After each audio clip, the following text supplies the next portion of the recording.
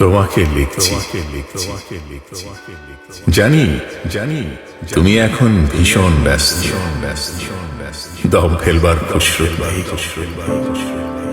আমাকে মনে করবার সময় তোমার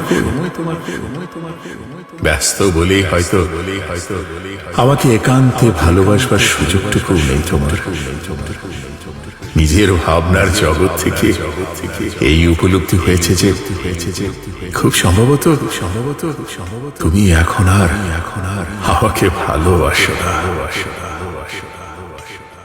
ভালোই বাসো না।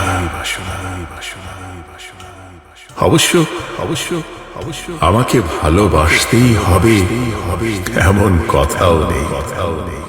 সেই দাসখত তুমি দিয়ে রাখো, তোমাকে আমি দোষ দিচ্ছি না, অভিযুক্ত করছি না।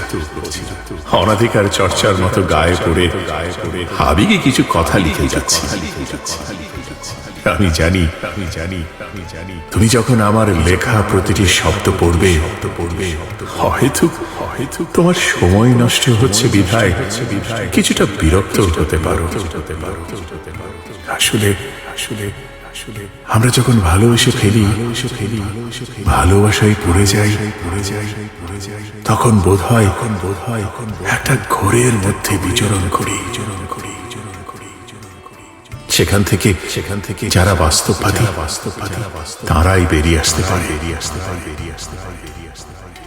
আর যারা কল্পনাপ্রবণ তারা সেই ঘোরের মধ্যে তলিয়ে যায় আর ভেসে উঠবার শক্তি পায় না। আমি তলিয়ে যাওয়া সেই দলের একজন। এই অসময়ে হঠাৎ তোমাকে কথাগুলো বলবার ইচ্ছে হলো কেন যেন। তলিয়ে যাওয়া আমাকে টেনে তুলবার কোনো বায়না নিয়ে আসিনি আমি।